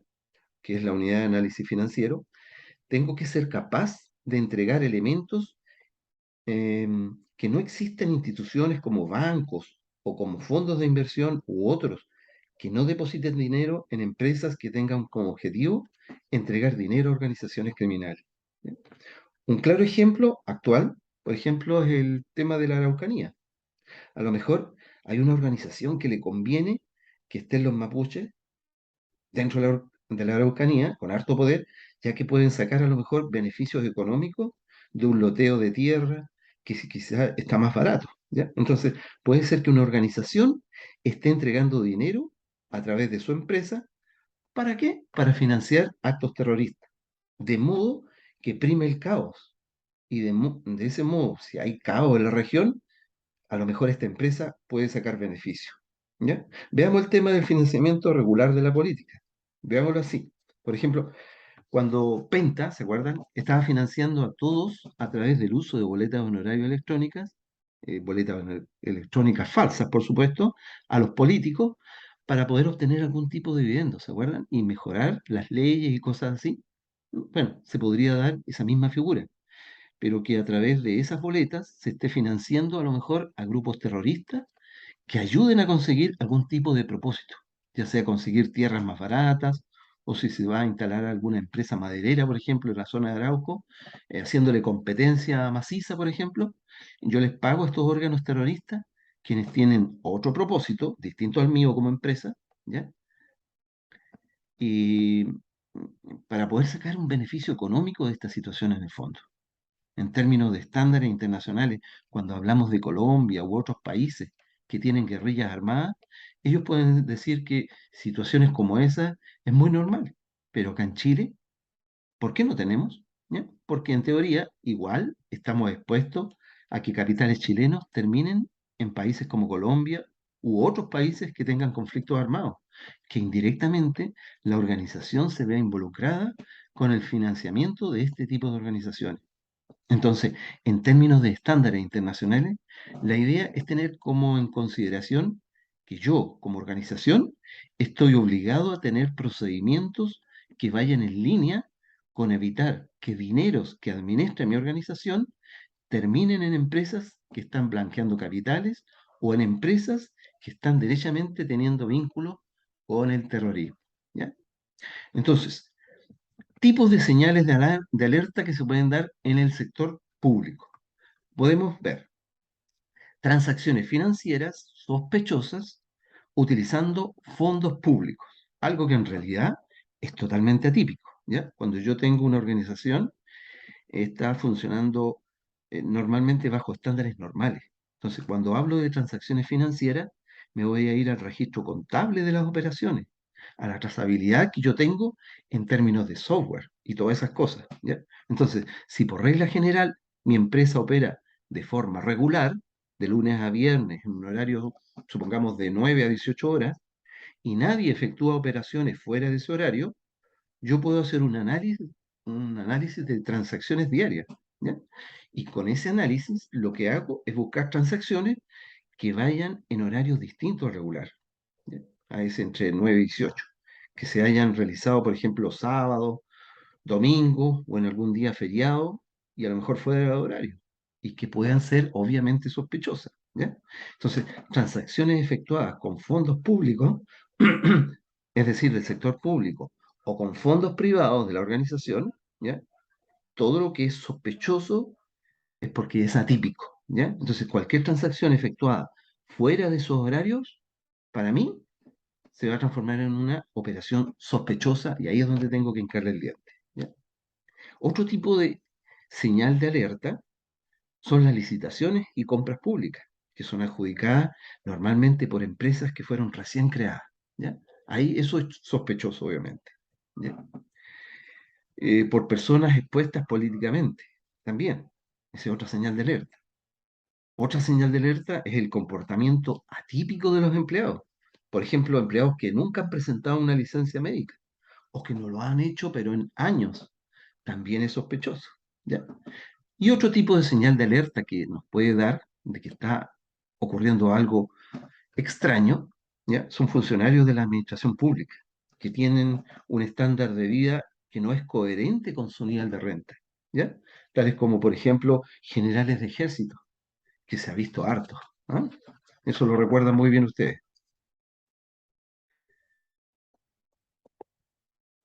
¿Cómo determinar cuándo una operación es sospechosa? Bueno, tenemos operaciones normales y por otro lado tenemos las operaciones llamadas inusuales, ¿ya? Más abajo tenemos las señales de alerta, las cuales estábamos recién analizando, ¿ya? Las cuales pueden provenir de fuentes de información interna o pueden provenir de fuentes de información externa, las cuales vamos a tener que analizar y después de efectuar un análisis, ahí recién vamos a poder determinar si son o no operaciones sospechosas, ¿ya? Entonces, en relación a las fuentes internas que están acá, puede ser a través de canales de denuncia que fijó la misma administración de la empresa. Y en términos de las fuentes de información externa, puede ser, por ejemplo, la unidad de análisis financiero, ¿ya? La UAF del gobierno de Chile. Y que cuando hay operaciones bancarias que superan, creo que las 5.000 UF, los bancos están obligados a reportar estas operaciones. Entonces, en la UAF se efectúa un análisis exhaustivo de las operaciones que superan obviamente este monto para ver si está o no está bien esta operación. Incluso pueden enviar reportes cuando encuentran algo que les parezca sospechoso, ¿ya? Entonces, el reporte de la UAF puede ser que soliciten, eh, por ejemplo, efectuar una revisión exhaustiva del flujo de dinero que no son concordantes con el nivel de renta que tienen las personas que están recibiendo los depósitos en sus cuentas corrientes, ¿ya? Este es el caso, por ejemplo, del bullado caso de Carabineros, Paco Gate, ¿se acuerdan? En donde el Banco Falabella, cuyo ejecutivo de Punta Arenas avisó que estaba ocurriendo toda esta situación. Por lo tanto, es una fuente de información externa la que me entrega el input, ¿ya? No solo es la UAF quien puede informar a nuestra organización. Otras fuentes de información externa son, por ejemplo, la Contraloría General de la República, el CERNAC, en fin. Entonces, hay diversas fuentes de información externa que pueden dar aviso a nuestra organización de que están ocurriendo ciertas situaciones extrañas o sospechosas en los cuales es necesario eh, investigar, ¿ya? 5 mitos de fraude, ¿ya? Estos son los típicos 5 mitos de fraude. Primero, cualquier daño no sería importante. Mm, no, eso es un mito. ¿Ya? Nuestra gente no comete fraudes. Mito. A nosotros no nos pasaría. Mito. ¿Ya? Mito número 3. Lo sabríamos. Mito número 4. Y lo descubriríamos. Mito número 5. Ahí están los 5 grandes mitos sobre el fraude. ¿Ya? Típico. Bien, a continuación voy a hacer una bajada del tema de fraude. ¿Ya? De todo lo que tenemos de fraude, hay una asociación internacional cuyas siglas es ACFE, ¿ya? Que es la Asociación de Examinadores de Fraude Certificados, ACFE, ¿ya? Que es la principal y la mayor organización antifraude en el mundo. Creo que tiene cerca de 75.000 miembros en todo el mundo y está en más de 150 países, ¿ya? Y esta asociación agrupa especialistas, investigadores, agrupa auditores también, académicos, abogados, peritos, consultores, en fin, una gran cantidad de profesionales que están interesados en el tema y forman parte de esta asociación, ¿ya? Ahora, la AFE cada 2 años emite reportes para nosotros poder analizar todo el comportamiento internacional de los fraudes, ¿ya? Ellos toman información financiera y la van esquematizando para llegar a ciertas conclusiones respecto al comportamiento de fraudes en el mundo. ¿M? Aquí les voy a presentar, a modo de bajada, acá pueden ver cómo se comete el fraude internacional y de qué manera se distribuyen estos estándares de fraude, ¿ya? Fíjense en este recuadro, ¿ya? Hay una apropiación indebida de activos, ¿ya? Eh, Aquí el primer punto. Vamos leyendo. Dice, figura 4. Fraudes ocupacionales establecidos por categoría, ¿ya? De acuerdo a la frecuencia. ¿Ya? Entonces, en el eje de la abscisa tenemos el tipo de fraude, ¿ya? Y en el eje horizontal de la ordenada tenemos la pérdida en promedio, ¿ya? Fíjense aquí que hay apropiación indebida de activos. ¿M? Se refiere a cuando yo tomo dinero o bienes que son de la organización y los utilizo en mi beneficio. ¿Ya? Aquí dice que la apropiación indebida de activos es por mucho la más común de las tres principales. ¿Ya? Las otras dos son corrupción y fraude en estado financiero. Entonces, fíjense que la apropiación indebida de activos representa por lejos un alto porcentaje, ¿ya? En promedio de pérdida, con cerca del 83-87%. ¿Ya?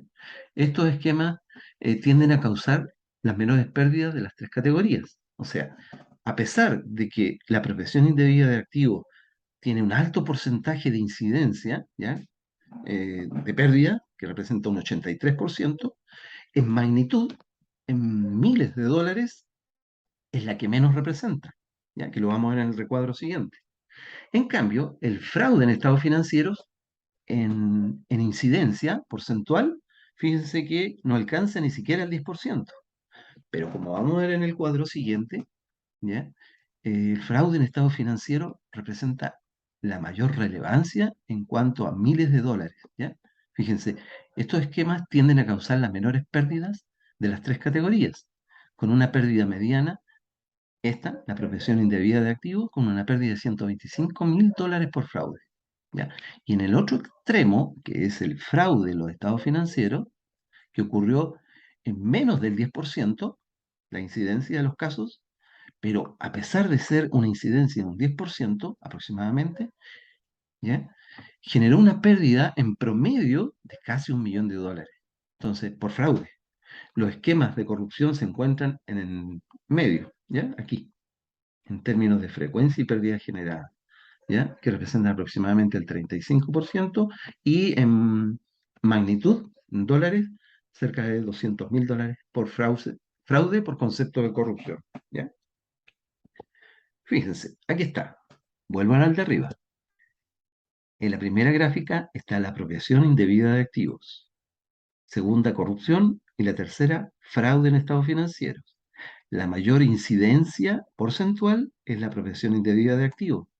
Pero fíjense, a pesar de ser la que tiene mayor incidencia porcentual, es la que representa, ¿ya?, desde el punto de vista de la pérdida en promedio, no más de $130.000 por fraude. En cambio, la que aquí arriba tenía una menor incidencia que no alcanzaba el 10% dentro del total, el fraude de estados financieros, la magnitud en términos de miles de dólares que significa en promedio cada fraude de estados financieros son cerca del $1.000.000. ¿Se fijan? Entonces tienen, a pesar de tener una poca incidencia, cada uno de ellos involucra una gran cantidad de miles de dólares, casi $1.000.000 por cada fraude. ¿Ya? Ojo, les voy a compartir este archivo que tiene 102 páginas, pero tienen hartos gráficos y es bastante amigable, ¿ya? Lo que tiene mayor impacto es donde tenemos que prestar más atención, o sea, ¿dónde tiene más impacto? En fraude en los estados financieros, ¿ya? Es ahí donde tenemos que prestar más atención, a pesar de que arriba tiene una menor incidencia porcentual, pero en términos de volumen, de cantidad en miles de dólares, es significativamente mucho mayor, ¿ya? Entonces, vamos a continuación a la duración de los fraudes en términos de meses. Fíjense, la duración de los esquemas de fraude. En esta figura 18 se muestra la frecuencia y pérdida en promedio según la duración del fraude. Entonces, en la medida que un fraude parte, normalmente parte con poco dinero, típico. Pero cuando los delincuentes se dan cuenta que los controles no están funcionando, se tiende a abrir un poquito más la llave y se termina malversando un dinero mucho mayor, ¿ya? Lo importante es que la organización sea capaz de determinar en un tiempo breve toda esta situación, ¿ya? Aquí abajo hay un cuadro que dice, mientras mayor tiempo pase desapercibido un fraude ocupacional, mayor daño económico genera a la organización. ¿Bien? Entonces, la duración en promedio de los fraudes en nuestro estudio fue de 18 meses. Chuta, 18 meses es muchísimo tiempo, jóvenes. Imagínense, si alguien encontró la manera de cómo defraudar a la empresa y en 18 meses pasó piola, cuando ya te diste cuenta, el impacto que va a tener en tu finanza, obviamente va a ser tremendo, ¿ya? Por eso es importante poner atajo de manera adecuada y oportuna al tema, ¿ya? Eso es súper importante. Acá, en este recuadro, hablamos de frecuencia y pérdida en promedio de los casos de corrupción por región, ¿ya? En el eje vertical, ¿ya?, tenemos la tipología de fraude. Y acá en el eje horizontal, que apenas se ve acá abajo, ¿ya?, tenemos el promedio de meses que transcurren para la detección del fraude. Y va de 0, 5, 10 meses, 15 meses, 20, 25 meses, 30, 35, 40.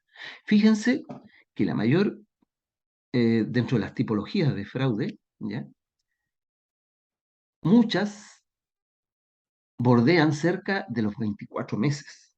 ¿Se fijan? Entonces, aquí partamos con la primera tipología de fraude, que está asociada a nóminas de empleados.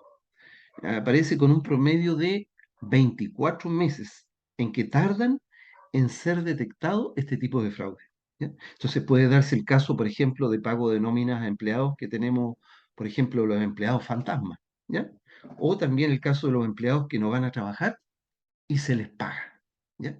Entonces, eso es típico, ¿ya? Entonces puede darse el caso de pago de nóminas a empleados, y estos fantasmas tenemos que estar ahí muy atentos, ¿ya? Y por eso cuando hacemos revisión de nóminas, ¿ya?, de pago de remuneraciones mensuales, tenemos que ser muy exhaustivo en esta revisión, ¿ya? Si bien, dependiendo del tamaño de la organización, podemos sacar muestras apropiadas, ¿ya? O si la organización no es muy grande, podemos hacer una revisión al 100% durante un periodo de tiempo, ¿ya? Entonces, pero siempre hay que hincarle el ojo a este tema del pago de nóminas de remuneraciones, ¿ya? Porque fíjense que se cometen bastante fraude en este sentido, ¿ya? Más abajo tenemos fraude que dice falsificación de cheques, que es el reembolso de gastos que son irregulares, ¿ya? Facturas falsas, por ejemplo, que yo tengo un amigo, por ejemplo, que tiene una empresa y le digo que me entregue facturas y yo le pago posteriormente.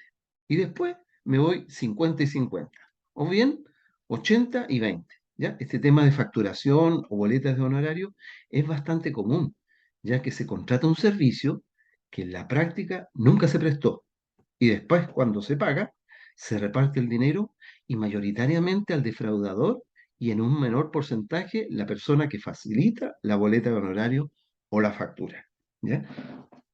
Normalmente el defraudador se da con un 80% y el que prestó la boleta, ¿ya? O la factura para el ilícito se va con un 20%, ¿ya? También está el hurto de activos antes de su registro, hurto de dinero en efectivo después de su registro. Otra tipología de fraude es la corrupción. Apropiación de dinero en efectivo disponible, bienes distintos al efectivo y desembolsos en cajas registradoras, ¿ya? Todos esos son la totalidad prácticamente de mayores tipos o tipologías de delitos que se dan de fraude, ¿no? Bueno, yo todo este material se lo subí al aula porque me interesa que se den un tiempo para leerlo u hojearlo, ya que es de gran interés, ¿ya? A continuación, tengo un barrido de sentencias que van desde el 2007 al 2020, donde la UAF, junto con el Ministerio Público, hacen como un barrido de las sentencias ligadas a distintos delitos, que sean por droga, por malversación de caudales públicos, ¿ya? Por ejemplo, aquí tenemos el delito base, ¿ya? Que es la malversación de caudales públicos. Aquí indica la fiscalía que intervino, ¿ya? Ahí dice FRMCN, que es la Fiscalía Región Metropolitana Centro Norte, que intervino en esto, ¿ya? El tipo de procedimiento aplicado, que en este caso ahí dice abreviado, que generalmente es un procedimiento abreviado. ¿M?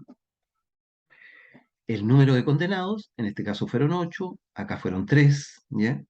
Aquí 3, aquí uno, ¿ya? La pena principal, para este caso fueron 729 días. Para este caso fueron 61 días de pena. 61 días y fíjense acá, 61 años. Uf, ¿ya? Y la multa o sanción aplicada. Para este caso se le aplicó, además de la pena, una multa de 16 UTM.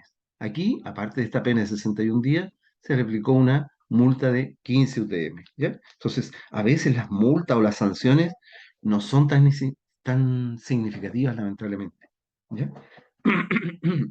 Perdón. Pero lo que más me interesa que ustedes vean es la descripción, ¿ya? La descripción, fíjense, esas iniciales que aparecen acá arriba en la descripción, esas son las iniciales de las personas que cometieron los delitos, ¿ya? Aquí se comienza a describir y a establecer ciertos modelos, ¿ya? ¿Cuáles son las etapas del fraude? Veamos.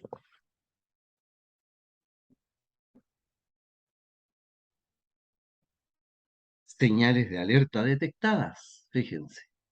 Sectores económicos vulnerados. Tipologías identificadas. Productos utilizados. El efectivo, las cuentas bancarias, las transferencias de dinero, los cheques, vale vista, fondos mutuos, ¿ya? Son los productos típicamente utilizados en los fraudes, ¿ya? Y personas jurídicas afectadas. Sociedad de pantalla uno que es de responsabilidad limitada. Giro, ¿ya? El arriendo de maquinarias y equipos sin operarios. Y así una serie de personas jurídicas afectadas, ¿ya? Y acá, a continuación, se presenta en este esquema la forma en que se esquematiza el fraude, ¿ya? Entonces, tenemos por acá arriba ¿ya? Una organización criminal, la cual opera a través de funcionarios, ¿ya? Que sustraen fondos desde cuentas institucionales, o sea, de instituciones públicas. Estas estas personas, estos funcionarios, depositan, ¿ya? Dinero en las cuentas bancarias de fondos públicos malversados. Y de todas estas personas que están aquí, fíjense, que son los que más arriba, aquí tenemos todas las iniciales de las personas que cometieron los ilícitos, ¿ya? ¿Ya? Y que actuaron, obviamente, en todos estos delitos. La mayoría, obviamente, son funcionarios públicos. Y todas estas personas, con esas iniciales, ¿ya? Que son, se le llama a estas personas los testaferros, ¿ya? Los testaferros, bueno, es alguien que presta su nombre, presta su RUT para efectuar el depósito del dinero, ¿ya? Que normalmente son personas indigentes, personas con antecedentes penales, etc.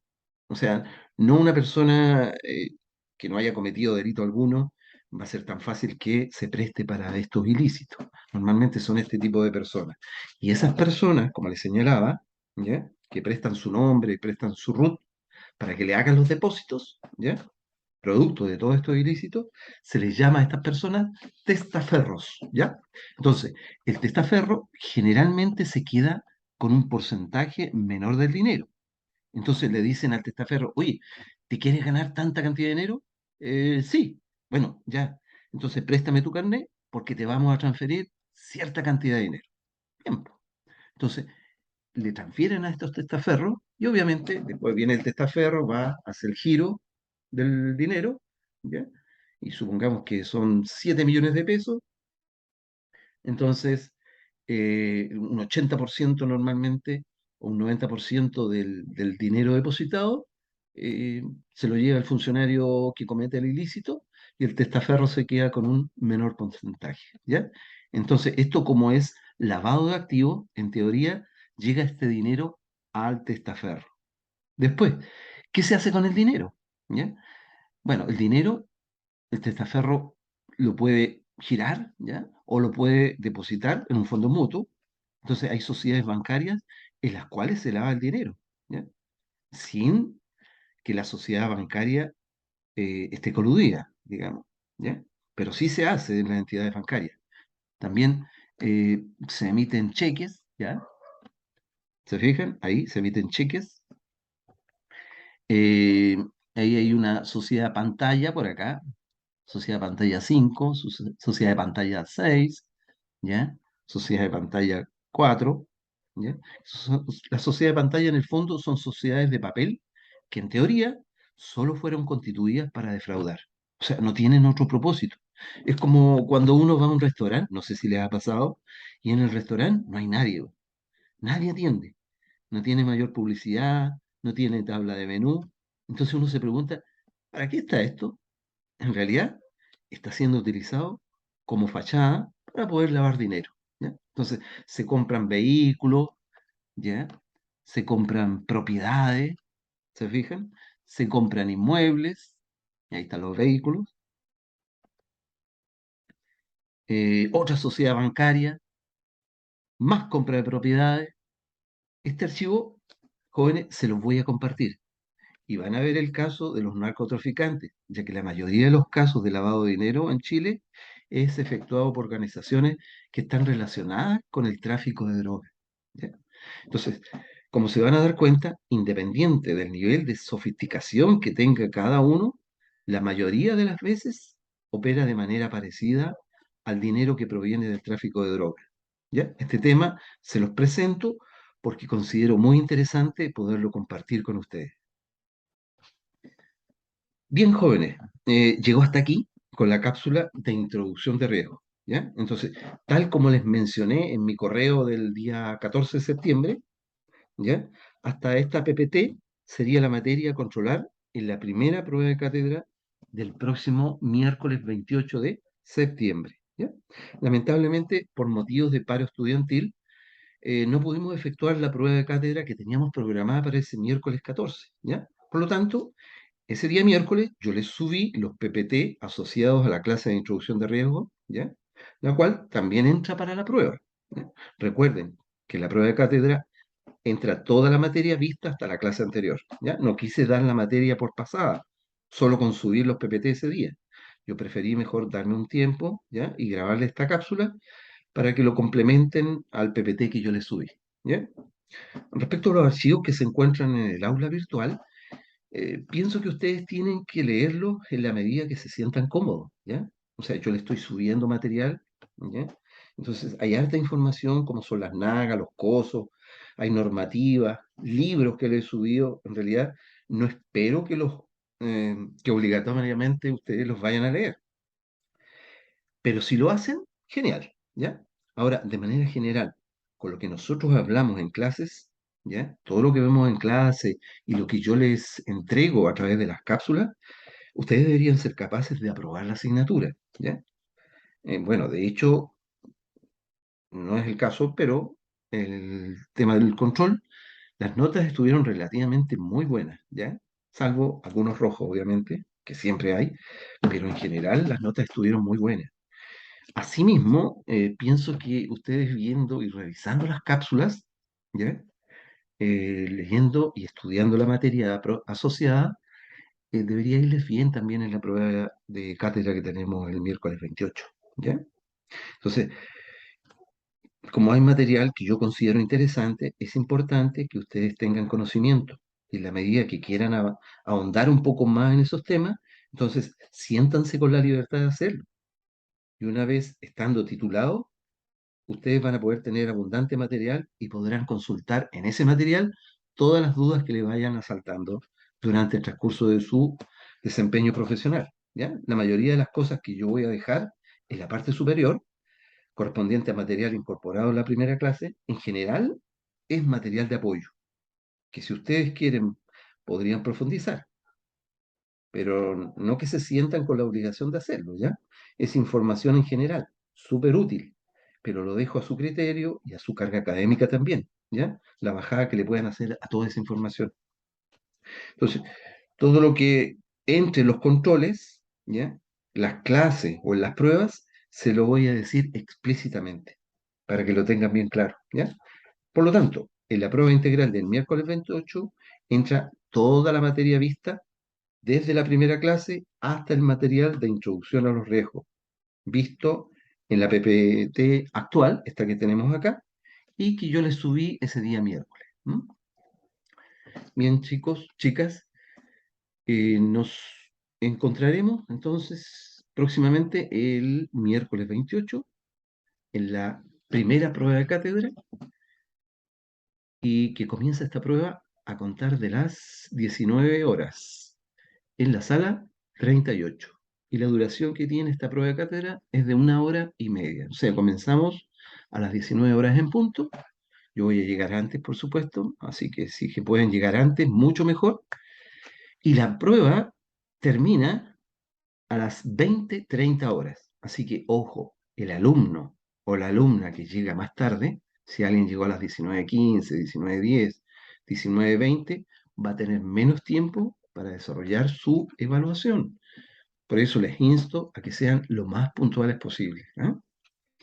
Y bueno, entonces hasta aquí con esta cápsula número 3 que está asociada a la parte introductoria de gestión de riesgos y control interno. Bien, bien chicos, que estén muy bien y nos vemos el miércoles 28. Gracias.